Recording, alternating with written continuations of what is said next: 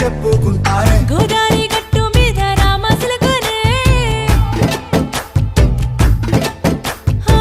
key పెట్టి గింజుకున్న నీకు దొరకనే